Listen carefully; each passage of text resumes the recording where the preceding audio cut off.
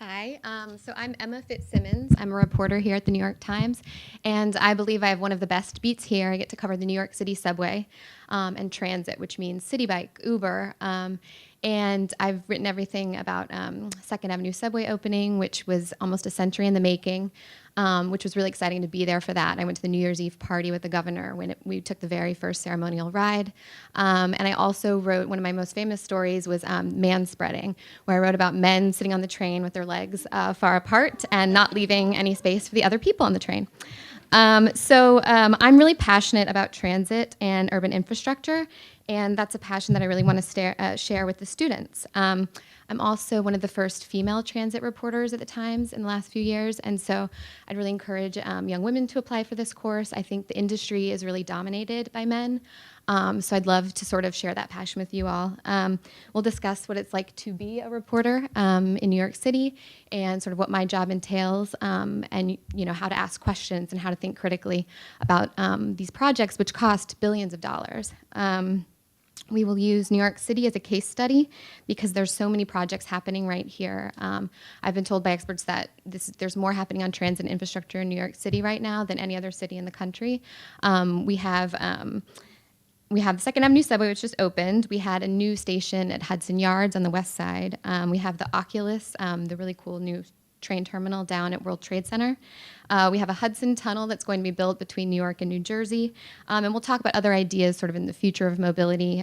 Self-driving cars. There's a streetcar proposal right now between Brooklyn and Queens that Mayor de Blasio has really put a lot of his attention into, so we'll learn more about that. We'll learn about the ferry system, which is expanding in New York City, and then City Bike.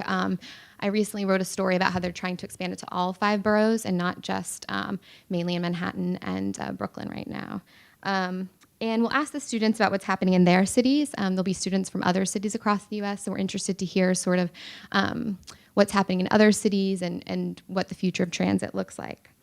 And if I've learned one thing on the beat, I've covered transit for about 2 years now, it's that politics is a huge part of these projects. I did a 20-block tour with the governor right before the subway opened, and I talked to him all about his big plans for New York City and how he's going to fund all of these projects. And so you really have to have politicians on board. You have to look at what their priorities are, and you have to talk about funding. And so we'll be looking at the politics of transit. I just finished reading The Power Broker by Robert Caro, which looks at Robert Moses and his impact on New York City. And I really wish I had started reading that, 15 or 20 years ago, because it's fascinating to see how the city developed and why the roads we use and the trains we use are the way they are. So we'll be doing a reading from Power Broker just as an example. And I'll be co-teaching the course with Maria speaking next. So you'll get 2 for the price of 1. We'll learn a lot about transit, the challenges, and then also Maria will talk more about the solutions. So thank you.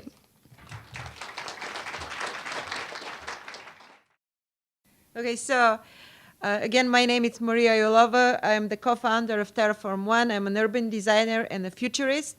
And our mission at Terraform One, we are a nonprofit design group, and we want to ensure the environmental future of cities.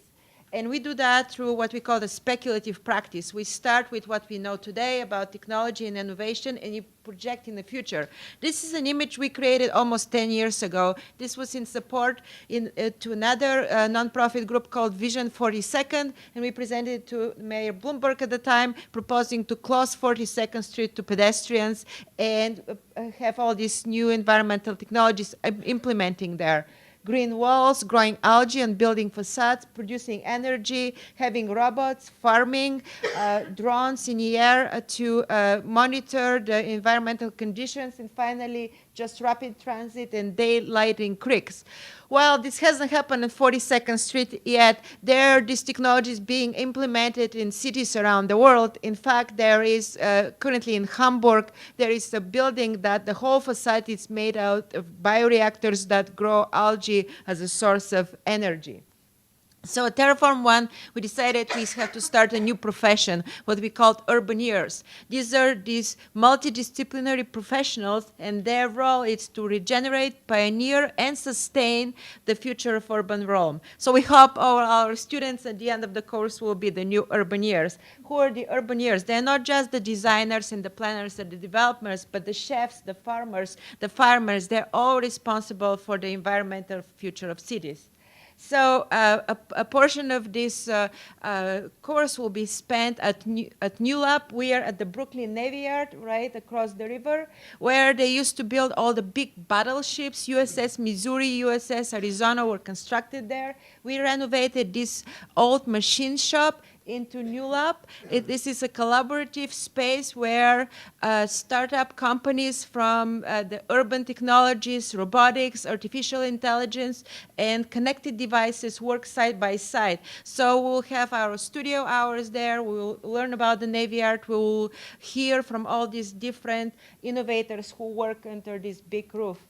And we'll focus on the future of the street. So this is one idea that we develop at Terraform One. We'll think about how we can implant a modicum of intelligence in the street, in the sidewalk, in the bikes, in the cars, so everything can talk to each other. And the idea is we can make the street safer and healthier and more efficient, and nobody should die again in the traffic accident, ever, because we have the technology available today to assure that. And finally, we'll go and think about how we can move by air. These are what we call the Blimp bumper buses that we designed at Terraform One.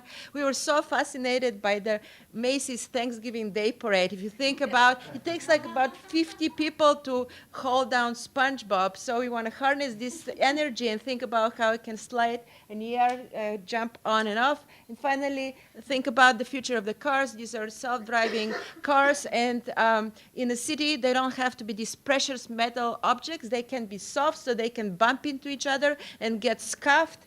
And again, nobody should die again in a traffic accident. We will assure that by thinking and implementing the technologies that are available today. Thank you.